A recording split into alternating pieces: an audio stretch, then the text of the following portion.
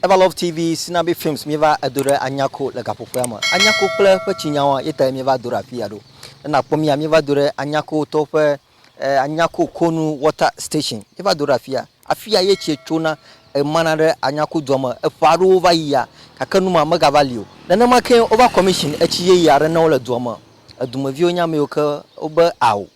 A Chiova commissioner, you are many Chiayo Jabber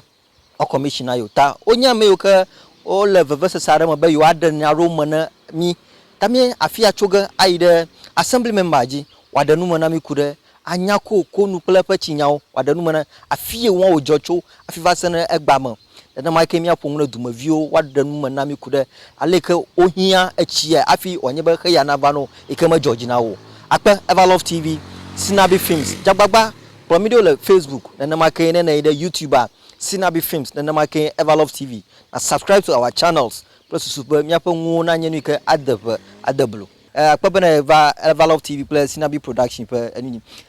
Anyako pe echinyade yekaye anyako pe chinyaje gome. Yo ma chomon pokpo ya adak penembe miva. Ma dogbe na nyako tore share kele afi. Amayo ka agbagbajem aboblodo miapo chinyaya kra suba miakbo chia no la nyako madak peno dogbe no. Nous sommes au Gomajajaline. Ye oba ladie lane ye chorova chonaro. Anya ekpie ko yaba miapa chiara no miashichan. Ika achima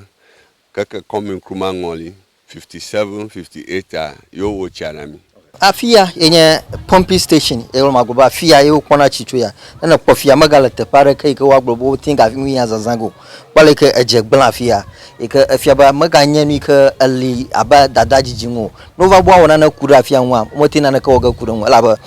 eje agbele ho ka bunwa ka pam popiye ye blibo kra ikogo ala kove adoli mushan la to mavia ika fia yenye pompi gato abale ke assembly member na mienya na fia yenye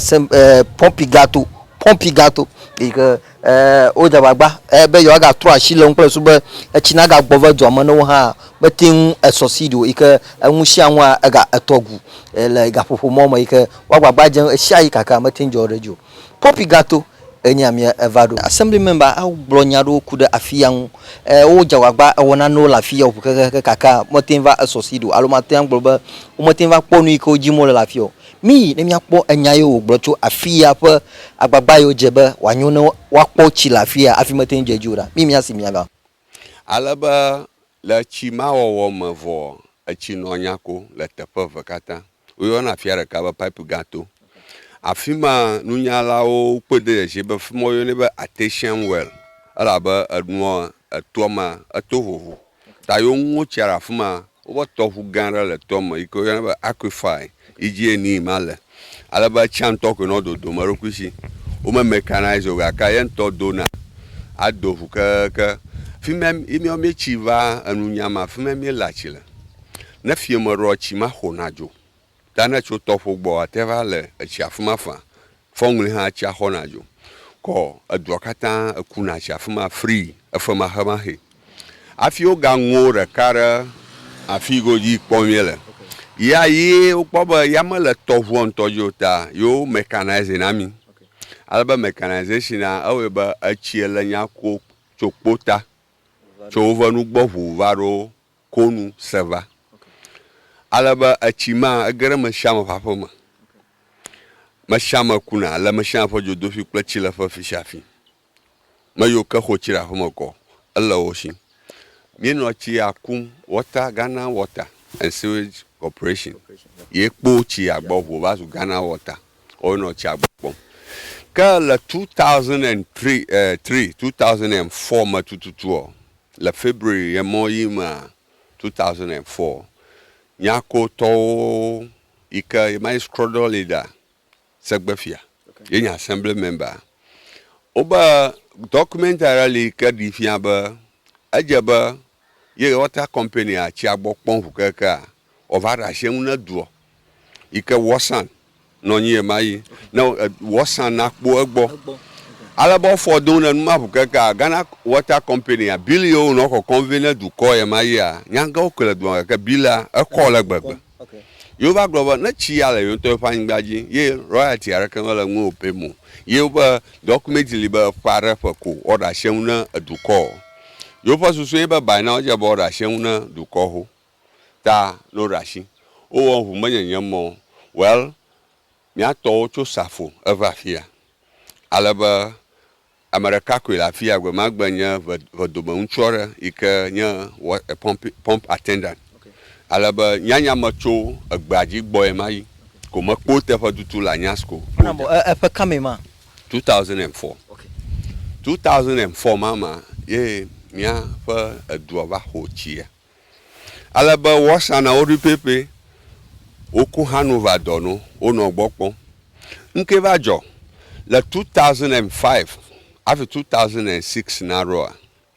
no we na anunyala o chimunyala o ba gbomba gakpo komi ko anwo ya PVC for technology amelio ita gakpo zan retoma kakale mi afa fi aje chi son le keke varo aba 300 feet ana ta no we na asido voje aduaba momnom pompa nkaka dani bo gbon fo fi mami o ba ho aje bo roli agbo mo iko ania gakpo vango rejifo gakpo ma fongo ngoma aje va gagamra achiama ima la fu mafia alaba achiama ga vala no no mu fi mami ba doli la 2006 ma anya nyamanya assembly member kaka abadu ma vi ka chore mananya youth ya moyi ma la no amo organize na du doctor toma me va ba awo o ya ba ni ya bo hola re ka ha la duoma ika ya goglo bu ya ka kumimi la mi tere ngbo anya pramaro mi e ba tere nko la ba mi awo do chonchi yen toma la ngo ya doga emi va awo do chonchi ka ajadu yo gakpo kata mi bo tro va jifo alaba bayalama hata ya magado do morokisho mi fo pipeline re bama to surface pump mi pump ma about 3 days na ye bava dogo mavo iko mi pobo trust wo chi fine je hama sasa na do kwa mo va no kum 5 pesos ko anya chi mi no gbogbon ran yara yi va ro abaji mo over tutu na achi ma haga va ba 54 million ro 5400 la jinova mako ko aha mo fa susuve yoba no kuluma nene yana edwama ya maya nyunu nyara ikanya dona japo egblero raba achima na mi kuluma fia anu hanu hoho egbagbaga akaye fio kwa machichi over ba no try po oyi ofa nyata foto compressor fa power eba kpa wo kesin ma ha iha aga ajagagara iha ma afuma la 2007 tututu Anyako fa chinya aba togu kran yenya ba ya no via ro va rechiora amoji ko ya mayi ma o ha bo close down su ko klo toma o klo nu yo mi va kukuram alaba government ya les je mai klo to hu 2008 2009 moma ye yato NDC to ogarama ano water oba seps to fa tanka yo chona la patwe o va ko chana dwo plus ko hu yela hamaji hu mi anovi o ka arachira haluvi platofia o va no akumuno amadam na adwo abo melaji hu yara yo varo la bo close down suko la ba chimalio emi hudu ira honorable Richard Koshigangbo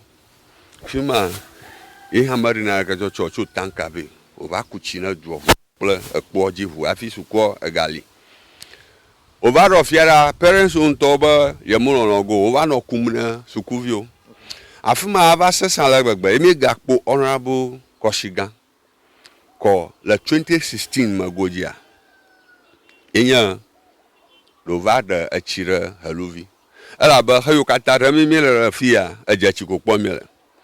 ko afi honorable na va de chiara haluvia miapo headmaster la Anyako fia mi sefi doche okay ina re boho re poji ihanyaja daka apoto Michael Atipo pla Freemason lodge to okay Over the reverse osmosis. Il y a une machine ma daji au nord jarama. Mais hamazan gaka nu evaje le reverse osmosis za maro chi machine a crone chama mi po le potanye ba electricity bill adune. Afi technical ni o ka manage ni repair ni maintain ni anya gagbobo. Na le mo na ba membrane. Yi me chato na fi no kokroma sekplesen ko ajebo orally ko hama ba orally ye moi ma 300 Ghana cedi kan 3 million ga hoho afi technician o huro ga ba pe ploto ko ka ko va joko vo bi no ga gbon ba 800 o ne sukure le kemi oga iha ye hama ovachi afuma mi laji fast forward 2018 ye do ga ba ale mo mfia yo no ga ya pokoko makpo komi jama rover ona mienya adohoho ya lia ipa fo hankanama enya afolo fa ton blandre vo sheke ala ba mi va jama ra ba ha tenora afolo fa dan na mi emi va jibe ya ta foto yo va fi agoja malabobo ifo o va gbagban hu ubo dogo pese sanra manya agbamo hu va gba pa oro fiara achi akarama bien vovo liba no dogo pama toma o gachi mi akpoga ye ma chicho boyo nya kama karama ko chanyo nwe mizan ya over construct a borehole avo abajinu le cave o pump testing plato ovo ko yo ko mi ko ba achia to gbo ba anyo ko wonwe ga ka mala no asesam o jana achi jana liquid soap acho ko same afucho ga won shan fa ga kana cho tablet mo ko ka o gaka chima imi connecte na suko ala ba clinic ala ba o kwenya institution yigali na chimo kpocho manyonyo gota imi connecte no ko over no yazam tama gbawa cho ye mai va rogba chima iko suku fi osana in fa chima me gbugbo dollar pipe hoho le to mon premier for reservoir afia regbani gaka mi feel half oyo imi rashenwo iko chakata iduoma kaka pipe gban la duoma futa mi klo pipe am fifi anu ike mi gbo yan ba anyo ba mi aklo pipe mo jira pipe ka taro na khamana no duoma no sasam bo ta mi no ga jiji panu yo ka ye chinyao ga furam va furama ma groba ye mai afimi ade hama abala magrona honorable Rachel Haluvi anaura do ha ba pipeline anoma e ka ye mai ma ha pipeline ma ha vanya nyablibo ka duana chine na ma vo motin va pipe cover Anyako duamo ele ye mai mo nu ka jo afi motin do motin iju ye mai yo pipeline ya fa ga obu na mia me nya vio ita fofo va le mi aba e honorable la do mo vo ploto ga ha ko do me e ga va vo l'assemblée ploto mo kata ta gara kmo galiota e me bo okay e ga via la mi to mi acha mi ga traffic akpo enyere mi va kpo chiwale on the 10th of January 2018 ta na nama duana nya ba le ye mai mo ke koshiga ko chikocho Haluvi ko gbona va fia e ga yo le kutukuma ni afi odo ma e ga va vo le dogbo e ga va vo ye fifia ma de mu ma e ga ye ha ya la fia vo ahia ba koshiga no ba je ba central government ye maya na take up the issue advocacy ma omula le nyanyanu ta ye mi o me dokpe mo re ma ro won plus suba onye bait aro na na ikoko central government ave mi po dogo mama vo jogbo vo to na NDC government you va lose election le 2016 ta election ya gbe lose 2016 ko avo iko mi afa nwo kata iko tore afuma yo tore afuma fu ka vo 2018 na be awo the government o re share togbe ono na ngo makpro no ro mi the NDC togbo hu ye mma va ro fun mo le bo o chara mi vo ko lose the power ye nyere mi ga cho mi ga o gbo yin government o gbo yin fu ke mi na ke samo ye nya duon to ba ya ga try po ye nya khama mi po alba chi ma ele sukwara shi ye le clinic ara shi ye le duo fu ke ba so re weto ta fifi le fia clinic akple sukua kple wetua haya iko zamola okay alle pipe on fla no shiko adena weto adoyo kata mi wo o kaka kpoba nu viara kura chimangu Ina ba bubrodo do ya gbaba nya ko kpochia manya omo ala ba anu okura chian to fifi la fia Anyako do afia me kpobe reverse osmosis fachi ya wo fia honorable Mr Tipo award nyento ama no ma afi mi ba commission chima le ma yima Jones Mensa yava award ka afi mi gava o ka commission edencho chi ya gbantoli as white elephant ha ya la fi kenye Jones Mensa to ha fifi la fia to ha makpobo omozamo nuke jo abale ke manam yenyaba KJM Foundation alo Jones Mensa for reverse osmosis pumping station yako owone Anya school alo Anyako senior high secondary school yenye alafia ike mie asibe fifi lafia madomo ene kwe maraka mabana fia ba ekunachi ike o commission be magboma no eko wodo ike mie si haba afika ojeba ajonacho agrafia waza ajomacho tefao ike nene kpo ekanyi matofum gere amare papoma ojeba mita tokiyare nacho epolaji agrafia ike mianyaba yapa mita ele dokushi ta aba waba choye mai maka omagano echiazamo ike Anyako kpota ike kwakwe anya school view kata omagatin echiazamo elaba light malaji ke wazan mi ekoko pomne Anyako dua alo Anyako dua koko pomne Jones Mensa be na jagbagba na wa ajagba adopa manyo no waba atrochile afia plus be echia elafia watenwo ajazaza na kpo ya nyemakaraji be oze hapo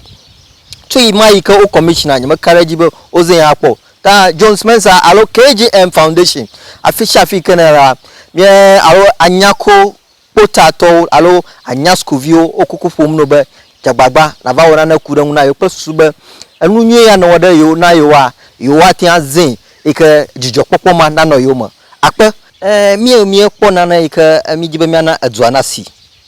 ma nyobe afia akọ garo ato fence wall reda nu yan enyike anaba afia na no protected ale open to the environment alaka egbon wa afia tom enyi ugbo na afia to oduma toro ma tan gara nu yama atujo nu mo ka anu yo ga clean wa ga nye bo aga jegomo aga glan aga bubua na wanyore eduma to amashama o ma tan jagwagba atoporo nu yan wo afiwa commission ya aloba individuals ike okpoba awo enu ya la fia le kai ha ya wade ko kutokumaga na wako awo fence denu ya npo so bo wa no fia ajijia medere mi agbo aleke mi awe na mi va dore Anya school poji le gapopo ya mo mi anovi ikenye Michael Kwame Atipo per reverse osmosis plant ike over donate na school 2013 enye ala fia le gapopo ya mo o magazamo as white elephants yevu ogle na ma English yevu white elephant akpobe enwo kakalon maintenance magali no awo bill allow leka ojoy wache alaka misenya ike honorable assembly member egbulona mida ma glokwe ko bare anu ngonu re ngonu abima ngona afia chitao na ma machicho ogbulonyama no nyaba chi aka Anyako hia nyako fia nie vazura sevako amay hanklama ika mi cho do mi ko ala akpawi aton ama akpawi aton plafon review mo no na mo ta to na imagine povo review sanachi ita gbanto yo ya purpose yoko enya suku atlisa na noza ga kai hyper management na suku manya wo mo in fact evaro reverse osmosis panya agbo water company to la fishafi mi atebia ose omo yijiba yo sebe reverse osmosis la fiara ka krom alaba managing reverse osmosis anyam sasa majo ma gbleba no ba reverse osmosis enya chimako koraje pla impurities reshare haya ko kono pure water o me ye on tokpo hoye pure water hohom na akpere aba no bo jire china adumavio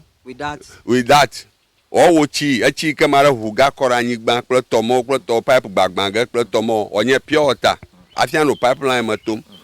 afia ba no ifo cost manya kagana dumavio tafia ba na mo kra go ha o ga charge cho fiare e o jidaga wu ita gbanto yo yaro we basuku na sa gaka management amanya anyam yo basuku yemi wo ha ya o karama vien o ba no se ko review sam aya Jones vawo iha magloba anyo no rachia anyo yoga kaka iha na nachi bog susumara ka boys hostel ika bo choro ye ha tenachi vo nure kala nweba achia no ba chiko achia bo susu ye dodom cho toma ikpoge mi alagban yo na ba yield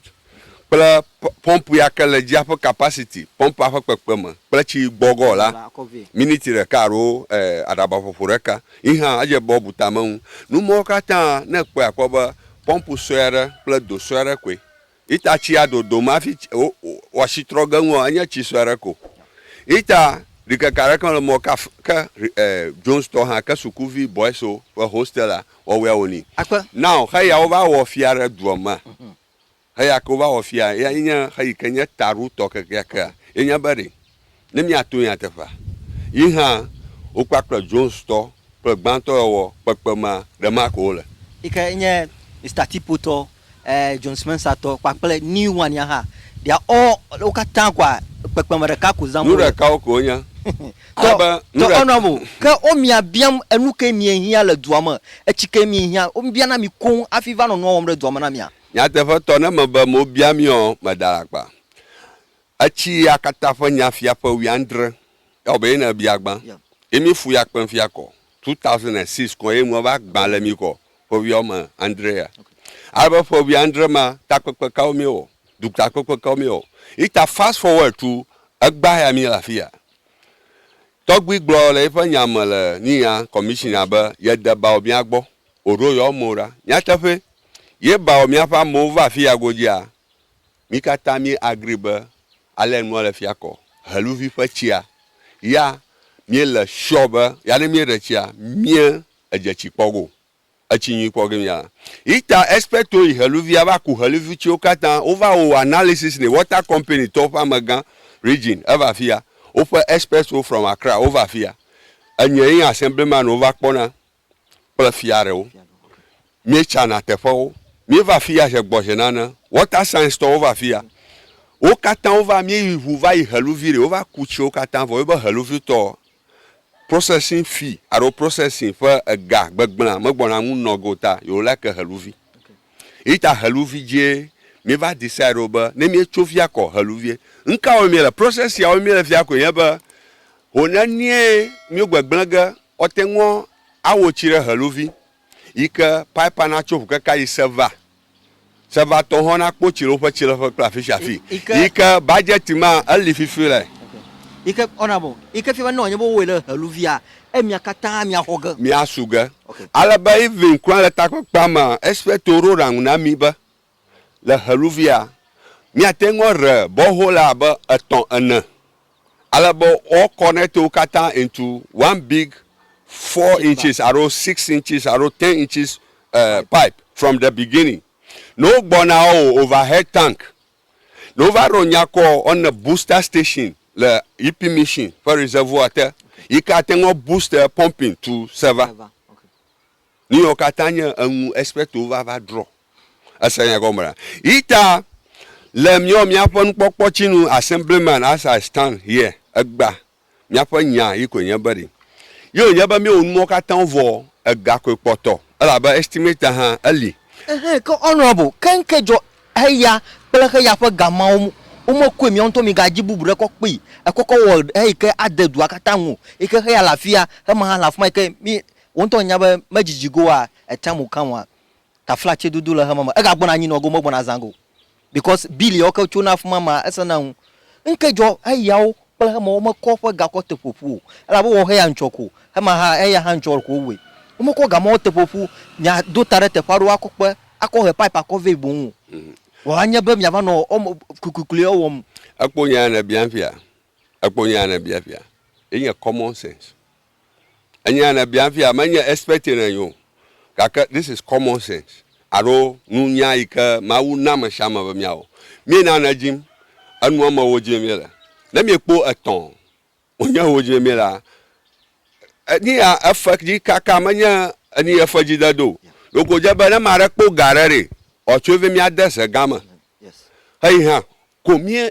atekwe je gome aba safiara ke me aba face 1 na bunu me aga je go ma chofiara aga ba safiara ka face 2 no ye banu yo katan o mi le kukukukukuri le chika kema agba ka kema ya no ba de mi fofofo anka this 17 years na me kota na me afa chia ho ita anyi choto ya magbro ya tefo na onyaro jema ba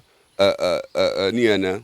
doko o jema vuma ba Nyako at this time ka ma shama expect o katan o gboba mi va o chala fuma mi ga tro e ga ba wo ni ka manya dogo enya ole mami sir azualaka efe na gbo ya eni ya wota assembly member gbogbolomba Anyako pota pla Anyako dua pla sevakata me hiane reverse osmosis plant o alaba haya o lafia doko chifia eke na kpoya doko chifia alalaka maraka magazamu na maketa ogogbolomba na o nyebo haya ke na gava wanye haya o domoto bu omoto na no dua rere jide ma nyobo yo tega ya fofu alo yo akọ echi akọcho haluvi akova Anyako na yo adachile haya o wo mu a in fact report is emelecho eduogbo fifilai mashama doji kura nwunya ochoba manyamu chonchia achi apanyancha nyeto anya masanyarako odo dumoto odo jukuro on dumoto mara kukuro ba na eduoma na biofa susu ba nko achi ya o dare oba chia ato machine amepega ka evavam still nyajachi number 2 ye yo ya rokoso chonchuru achi ya de ye motechi ya sango asagomora proto nyeto ha maruikpo still ala hat ajalama enu kpolo mi homi igere afuma mi akpora ba achi yare lekami ole mi achi aroga sepo no nyu ami gbloga no na manyu amagbo aba dodomare adodomo ikana mareva within a shortest time akan pofa chi kwa ajo ya poma mi hema kata wogano ta wangavon jagba na kpolo mi do mi igere afuma akpo homo kata kovino ora mi gagamre Anyako duomo ikana mi chula fia mi gagagere ipipoji afuma ye mi akpo afika ku o commission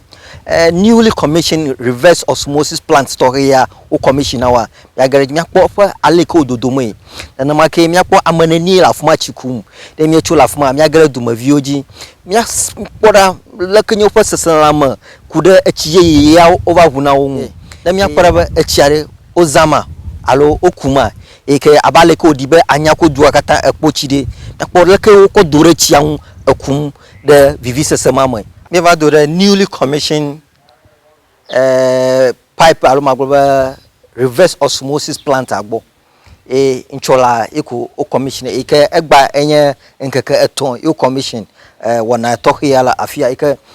ona mienya ba anuya ye Anyako du akata jikpoga cho Anyako kpota virus server echiao lafia ye du akata jikpoga over 15,000 people ele du yama politank yo moton ya lafia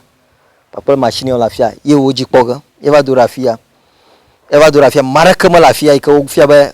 o adoya koda doya da chine fia o chi an dowom olo machine an dowom ike fia ba achi gara duwo mo atapo vovo na ma ken me ja agba azogara afika the color ike o jabo waku azan still maraka ma lafia ike ma gboba o chi kuma afmo ike afia ha na kpo afia ani yo dara afia ye kan ko mala sukukpoji hey yoka ye ko ma KJM wo kojo Jones Mensa ye ha ye ka ko ya kuma gboba there is no difference vovo toto are kamalo mu ka vovo toto e kama gboba la mai ko nyima politank ya lafia wa wololo awu hey yo la fumeji ye na na mi nya ba hey yo e adu akatan ji kpoga ye togbi ha da ba wa gboba kaka hey yo wa ire afashi apomo ameyo lafia oiga anochi pom twafia nkaka eton yenye ya owo anuya ike Anyako efe chinya onye vevie to kaka ivarofia marakama lafia chikumu nkejo do afia no galaka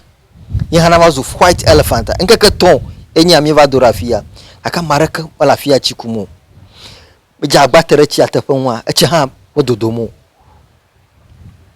ike anya ni ke majijimba ya akplom do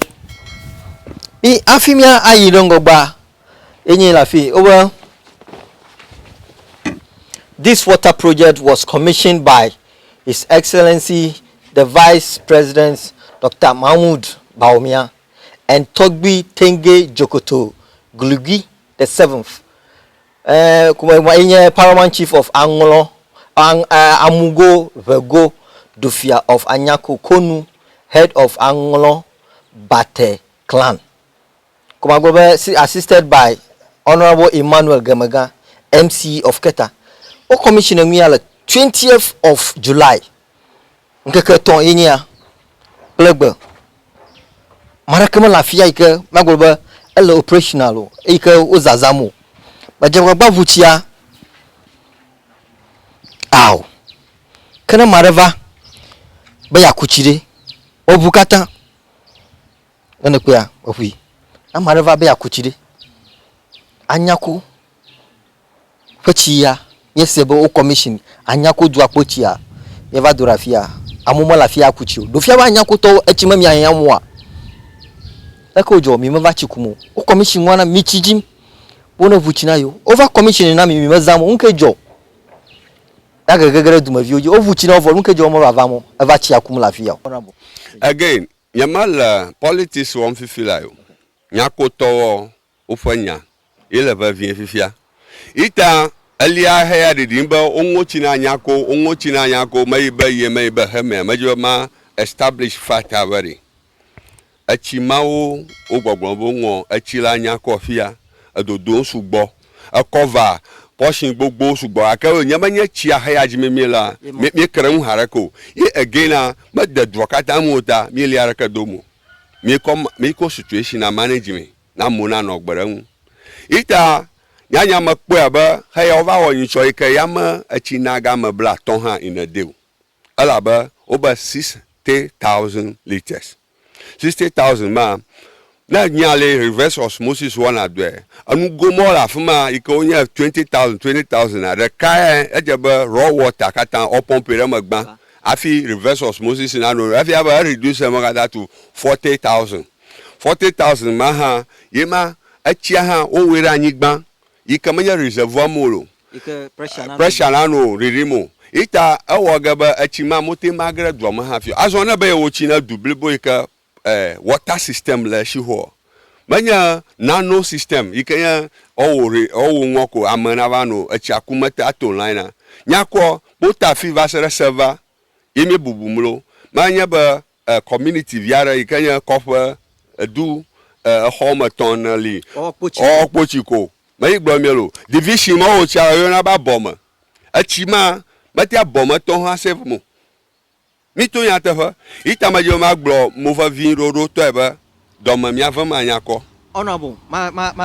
ma do for virgino adagino kade enye kweko do uli alaka bo Anyako pochi over commission chi na mara la fiare be yakko gava de heluvi to mede no sibe oba chile mi achire egalologa yakko ga ko via de chiama enyama numa enye mi afa tarufia nyata foto abala na biamena simple no nya bare mi doli ya adu hona mi bo mi pochi o ma mi amaro vago ela ba anlaga ria magla de chu ha ma ha mi anu zangbo na do we ko va ba o afia o ba yo we yo kweve ama yo kan ha te 7 ko afia ba ever argument arova supplement arova pere haya hohoton ko miano aliadom basara shima ke ba system anto owe kaka haya bohu yova nya manya ba nu ya dadwala ka social media amocho blochi plato ikoma ba pe ba oba mi abochia achato nkunami ali ya ova do inchore chimata ikama mabla ton ha save gala bomo ya mistake garo nya nya pa leader o leader mi miwo ika maje mi ajo anyu maba miadi opportunity anyu tore a fonu na do agro no bari in fact mira kukuno ali ya miedo ali ko nye medro mi arokita jojuro achima ma do gana mio mo gagba mo gacho achi amatenchi provide gana ma blaton le community mamo na miasi na me ba mate provide gana ma am blaton ma wogbomba Nyako population va do server is about 15,000 still counting. Ike de vio malamo ɖeviwo me le mo ye tsi ke wɔte ŋu zã no be 60,000 liters ma na convert it quickly to gallons we are talking about 13,000 gallons ke ne mi nye 15,000 ke gallon half e meresa kuku ge gbereka ye mi va be mi kpotsia ita nyanya ye me dzi ma reto me ko nye be the notion ado susu ya elifia be nyako kpotsi ita me sia me bɔgblɔ be mi kpotsi hoko etsi me ga mi hamo o be mi bledo ita to kuku ɖe me mi do ta flashe be me sia me ke do gbera mi ata sia be mi kpotsia me yo kata kpekpe mi aŋuti boblo dom mi media men wo kple tɔwo kata it is a wrong notion be mi kpotsi mi bledo ita mi ara kuku avie be mi aga gbɔ kpe mi aŋuti adre nya ya to me na mi be etsi ma fiare suere iko ogo la na problema community vi suere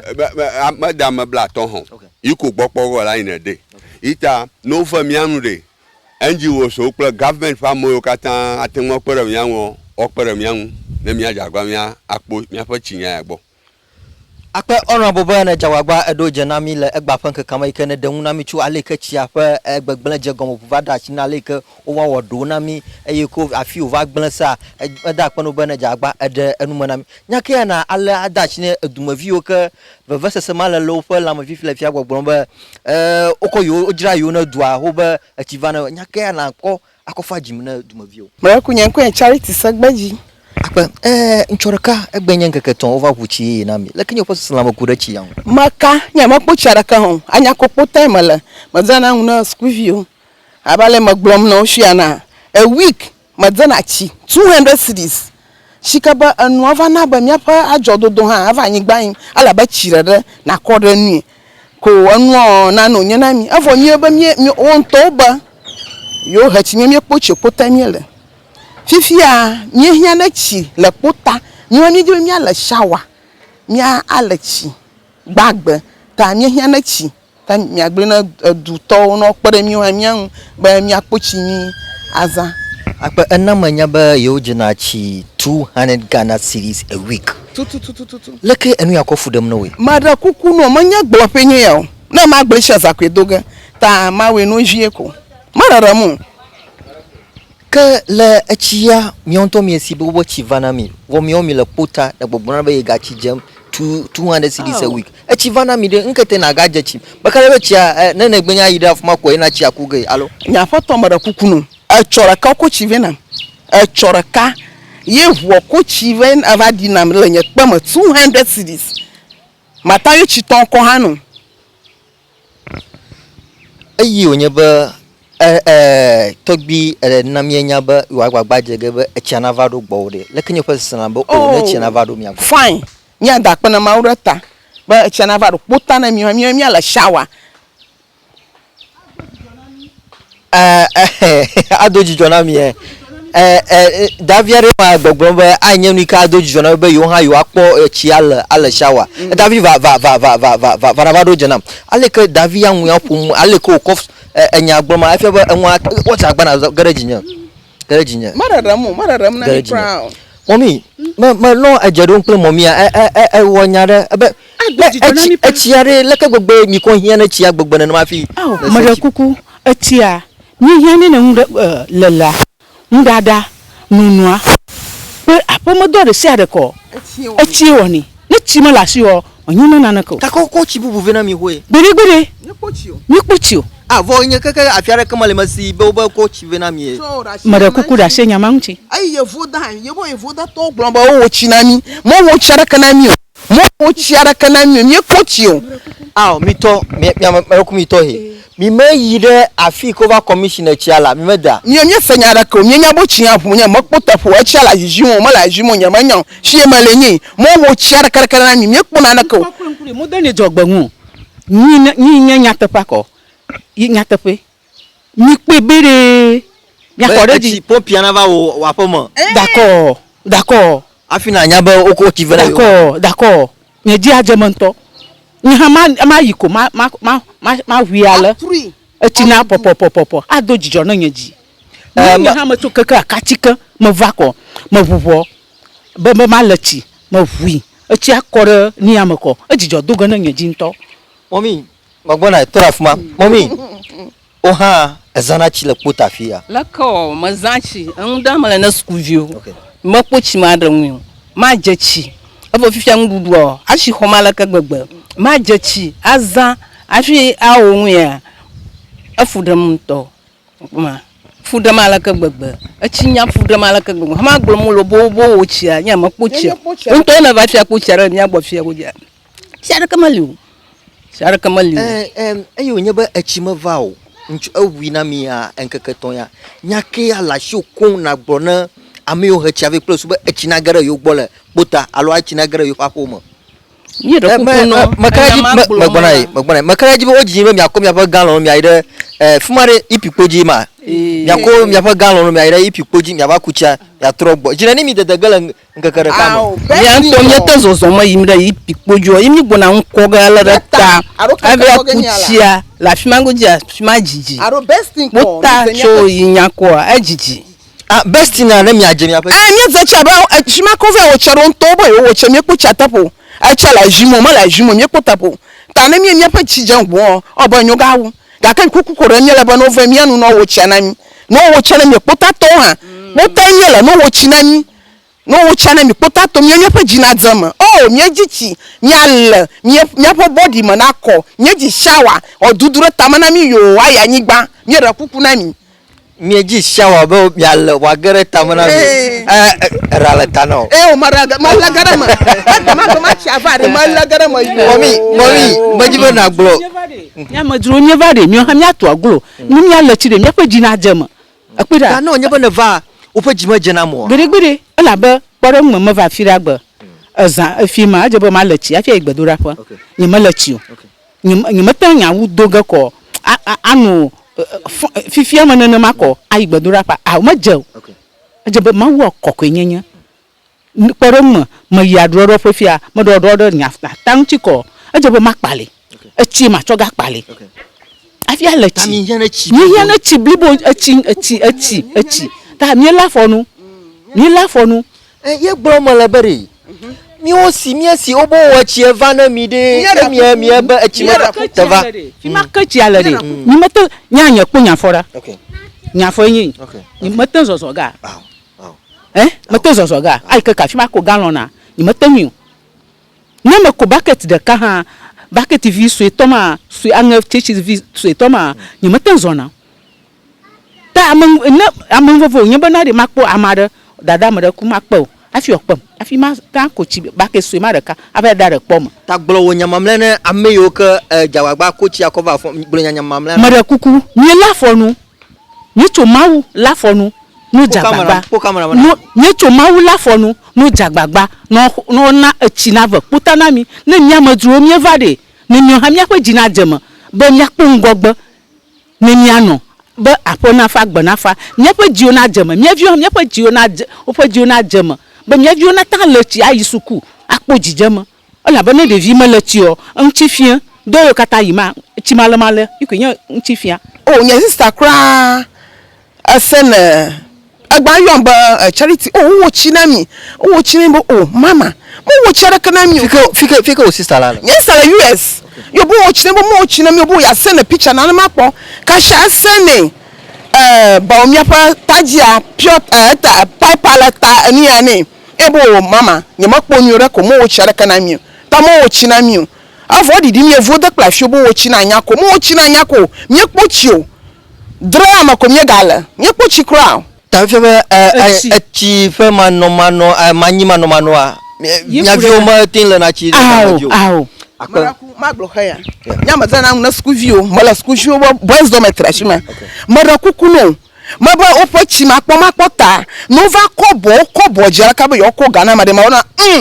alaba ahatoma mo va kochi olo alaba anu fuda na no dobo ara ko de ma ona tamiera kuku nyanya na chi kuku ko remiele echi nyanya na nyanya na chi de viona la chi Anyasko journal lechi o dudura tamano dudura fogomono yo nyera kuku nyenya na chi Anyasko journal lechi echina dudura fogomono yo ye bromo madam boboto mommy na mo nyamamlea mara kuku ko da mala ma la ka gbagba na ma je chia dalia no ma chongo ton yo va na fama yo taba ma nya jam na o yo no chi yo wala na ma ko ngutu o va re won la ba chi nunu hia o chi nunu hia o va re mu chan akui anu nunu anu o ma na ma va nyaji ga ka la ko ga mala mo re ka ta ikuma ji akpi po na o na ma je chi nguma de ka ba de nyara kai ma wela ka nkakava aton achiana vo ha ko nyamanya la ka woga malota kuku kuramiela mi da kuku cha kuku utato we mienya tano we na mioha asia apa nyayo ke oda enam le gapopo ama enya nu ke mapoba enya enu ke blibo ke oyeba jidudu ana achude nyako to fa achinyam enya iko ga bro e ke nya ba na ye jagbagba ejidari asuku vio no va ye gbobe anochia yimetin gbagbago e ke onu na ye no fafama ye pe chiale ma no mo yela wole na ma ha ka ke gajina pi onu na bu ke ye gavajina bubu agajena anya nu ke afiaba achifa nyala pota alo anyakwa anya tadwa ma na blibonto afisha fi kana na ene kana chi video ya puma jagbagba na nyafano plus be nyakofa achinyawa na dodo fifile fia wona mienya ba nyakofia achimala nyako ka tokoda mako achila e ke no wanya ba jidudu na we achia na va fa shapo ma yo ayo ala shawa enyalema yo ayo ala shawa anyenu ka adoji jona yo akpa ba mi jagba adojina mi danye o ba mi adojina la egba fanka kama akpa kaka lekenye obodo ka ofa sesan la makuda wana yan nyanya sesan la wanya ba togbi nami nyenya ba yo chiara ngufu ga vai ko maudi han ka ka vaji ko va ma 20th ma ppp ne ma ko mi afa mo ko nya ba ale chia va o kakara fa sha fa ma nyanga de di huna po chia kula fa ma ko ka via ba mi puta na chia ka o hana mi ka mi puta na mi afa mu shia ka lake nyake ala shona gbona mi atoma mle yo kala doma ika o duma wa gbogbo ba o chi amanya chinu ika eva yo gbo nyake ala shona gbona o nyanye mon popo yen bo wo chi na nyako ka nye mon popo de kama gbona ba togbina ako abale ya ka yen toglo le edutopo ba ya ko yo ko chi na water company water Ghana company to no kwenu na ma plus bo kakara fa shi afa mu plus ba mara hanu chogbeje vare yana no nyina fa ma ku chi anu mo nyonye bo vavo afia ga le galon da shi abatog ya gleba ngmozu gbaragbanya tai majibe arun koji le dutopo ta ya mi opo mon popo ko nyebe achivana nyako kana kakara fa sha fa ma onya jijo ayi se va ya fa sha fa ma ko to ya ba mi ko jijo re togbi fa ngfo egbe da shi onami dungwe ple nkeka haru vajia ka mi fa mon popo ba eva ma ka fifila fia ika olimi gbogbomba achivana anyako ka fifila fia chimele mi fa po mo do fia ba chile mi agbo mo fia ba chile mi agbo owo mi pochie bo huchie na mi vo pepe ga ka chimele mi agbo no kakara fa shia fa ma server to pochie no la shibi to pochi ga te to ho pochie no ka fia ba mi fa jijo anya ba to gbia eje gbagbare ko eche kakara mi agbo ta fifila fia ma jijo pomo mo jijo pomo la ba ngbododo va na ba la ne ino ngbadodo va van ko ka fa nu fo ha ma gona fie ko toro lo fi ko gaje gomoro lo yo laji aro mo laji ha mi nya ngu chongu ta ma ji chu he ashima ba eduo ple togbianto oje gbagba che na ro fo sha fa mo ko ka fia ba mi pojijo akpa ba na do jina la gba fan ka kam akpa no ha ni ko ma gbloyen ba tomo de la iko gbanse yen to ha nya madogo fo bubu ya mo anya jumo la gba do ma ba mi ga ba flu mi ga ba hoga ora tajina yo ba flu nyamanya na kacho achiare de to oba mi fo ga ora yo fo taji nyamanya fiko nya osamlo na mi ba mi akplo nya ma ora adukplo na nya oba amakplo amagba fo morobo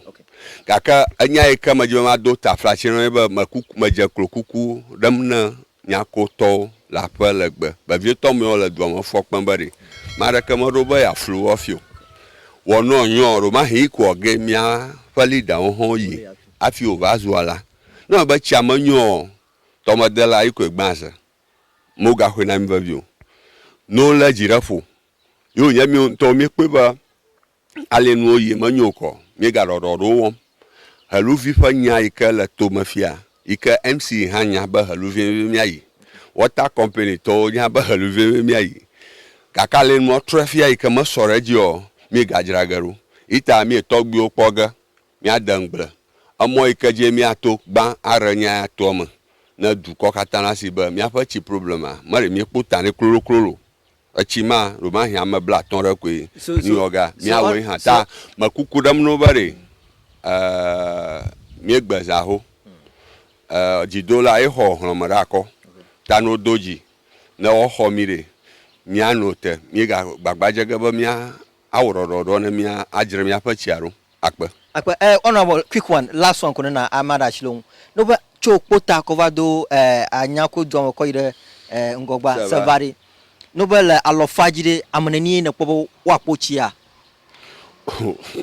Achi mala fumare. No ba lofa am 1% am pocho. Akpe. You see that? No ba lofa no me alofajia am apa de ka. Lofa pa mama 1% ha. And mama solve me have a problem. As I go right. Akpe but na jagwa adojina akpe jagwa na apolo sinabi production alo sinabu film do na ma Kenya Everlove TV plus suba mi ava wana na de ada blue ide aduama na me bia aduma view opo vevese seyo enu ka kudachi apa nyanwa mi ade wokata akove na mi akpo ma block kwe ko bare anu ngonu re e ngonu abi ma ngona afia chita na ma ma chicho gblo nyama no nyaba chia ka Anyako hia nyako fia mi vazura sevako ame hanklama ka mi cho do mi ko ele akpe wi aton ama akpe wi aton plafon review mo no na mo ta to na imagine povo review sanachi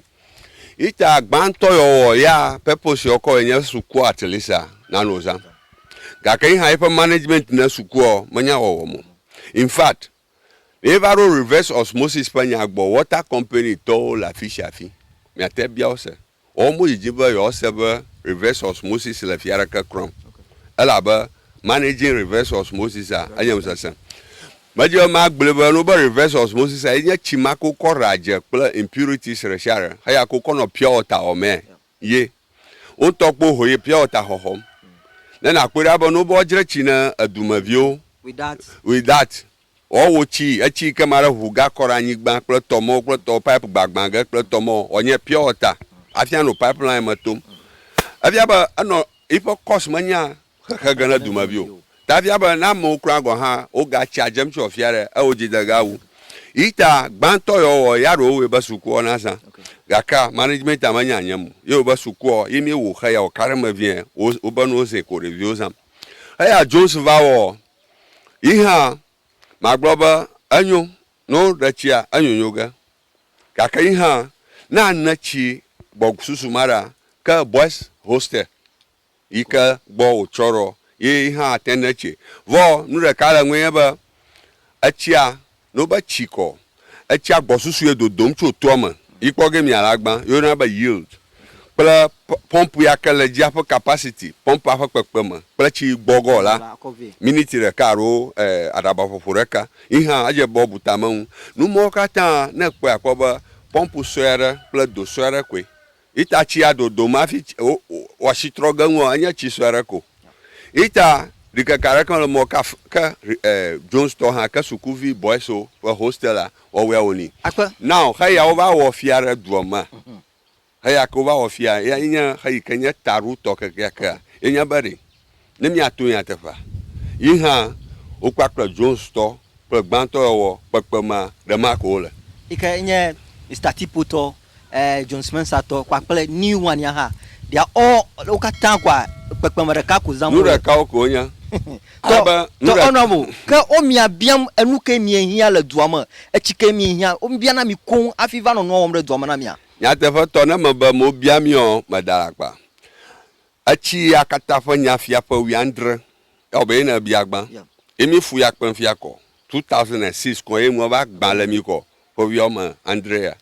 aba fo wiandre ma takpekpe ka o mi o duk takpekpe ka o mi o ita fast forward to agba ya mi la fia togbi glo le fa nya mala ni ya commissioner ba ye da ba o biagbo oro yo mora nya tafe ye ba o mi afa mo va fi agodia mi kata mi agribe ale no le fiako haluvi pachia ya mie le shobe ya ne mie rechia mie ejechi pogo achinyi pogo ya ita expect to heluvia ba ku heluvi chi okata over o analysis ne water company top amagan region over fia over experts from Accra over fia anyi assemblyman over kpona pla fiare o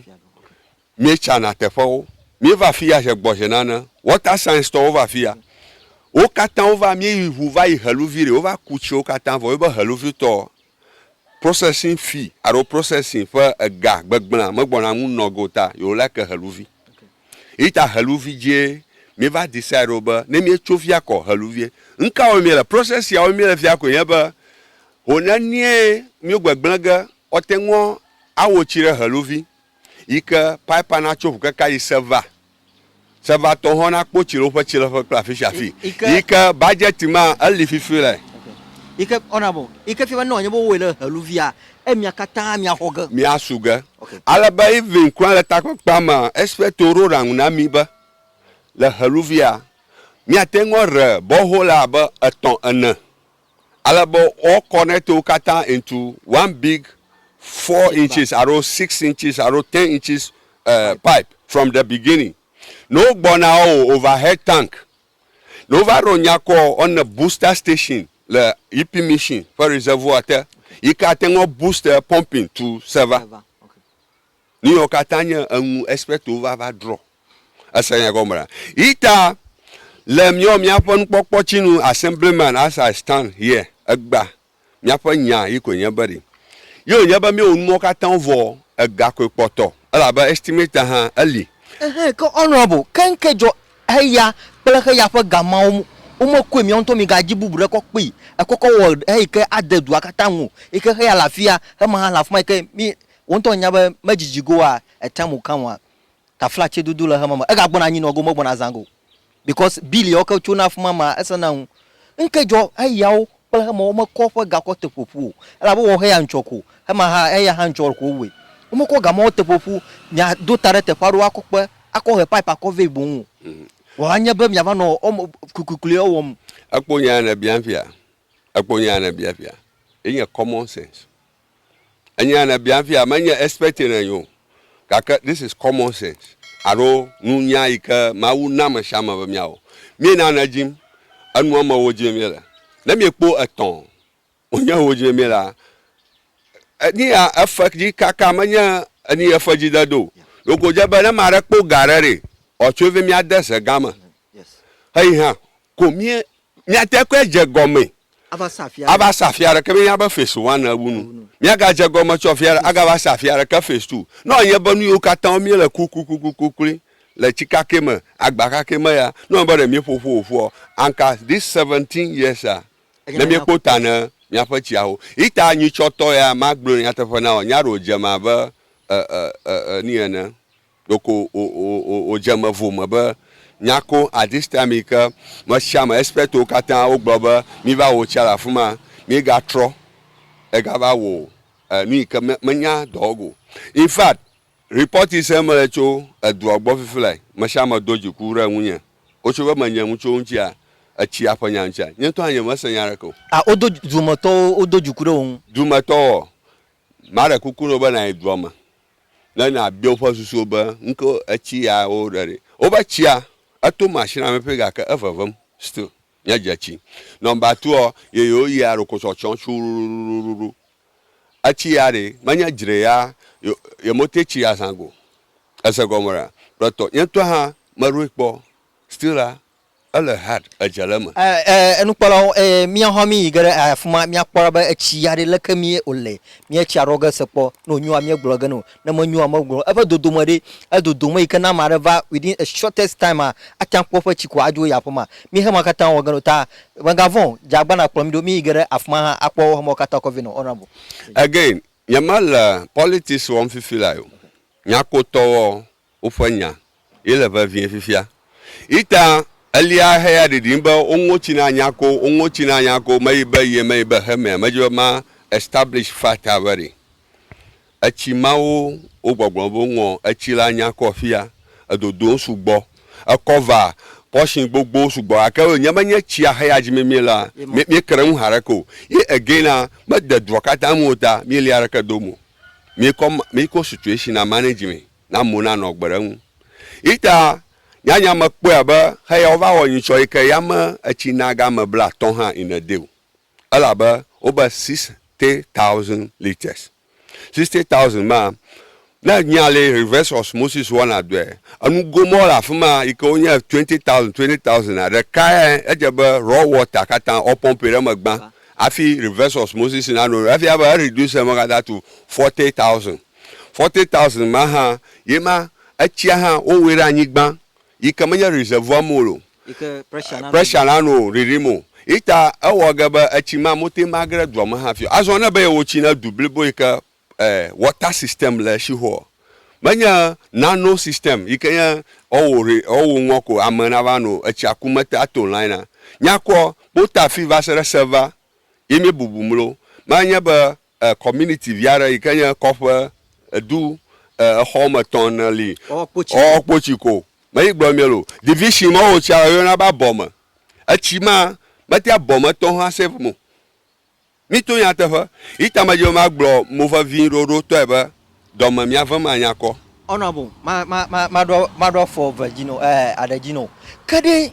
enye kweko doli alaka bo Anyako pochi over commission chi na mara la fiere be yakko gava de heluvi tomere no sibe ba chile mi ashire e galon loga yakko ga ko via de chiama enyama numa enye mi afa tarufia nyata foto abala na biamena simple no nya bare mi doli ya adu hona mi bo mi pochi o ma mi amaro vago ala ba anlaga ria magla de chu ha ma ha mi anu zangbo na do we ko va ba o afia o ba yo we yo kweve ama yo kan ha te 7 ko afia ba ever argument arova supplement arova pere ya hohoton ko mi anu aliadom basara shima ka ba system anto o we kaka ya bo hu yo va nya ma nya ba nu ya dedwala ka social media amo cho blochi plato ikomo va pe ba oba mi abochia acha to nkunami ali ya ova do inchore chimata ikama me bla ton ha save gala bomo ya mistake ganro nya nya pa leader o leader mi o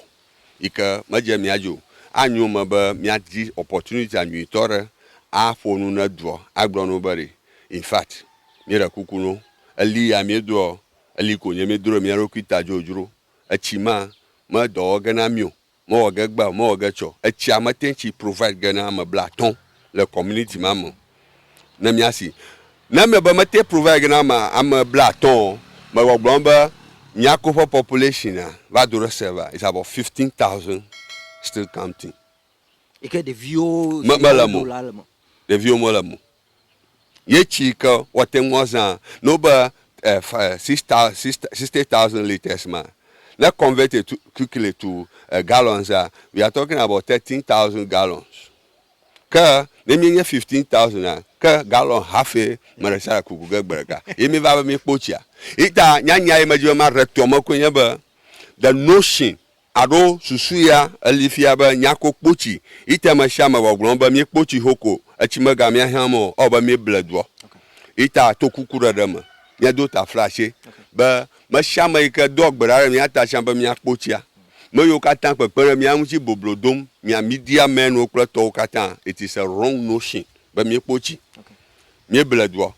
ita mi ara kuku avie ba mi aga bugbo pere mi anchi adra nya ya to manami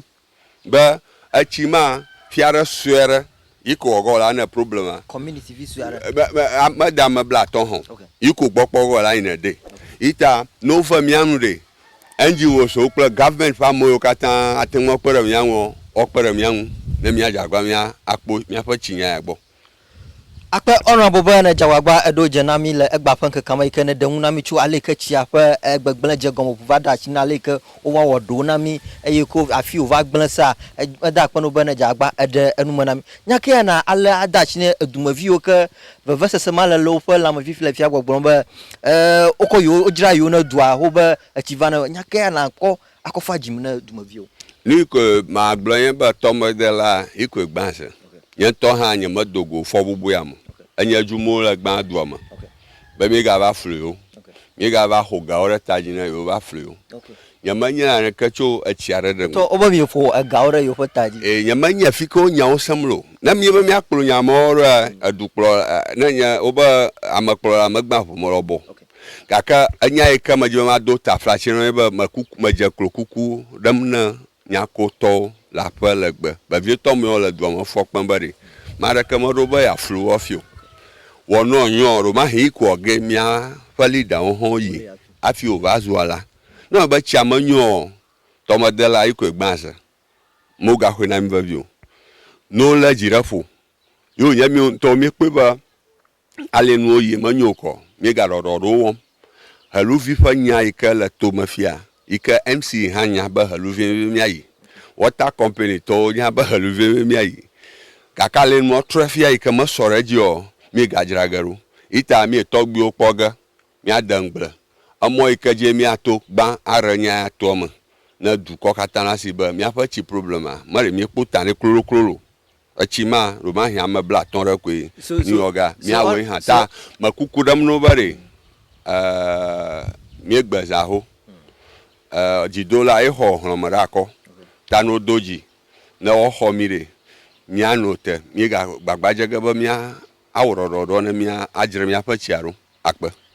honorable quick one last one kuna amada shilong no ba chokpota kovado anyako dwo ko ire ngogba savari no ba la alofajide amanani na pobo wapochia achi mala fumare na ba lofa am 1% am pocho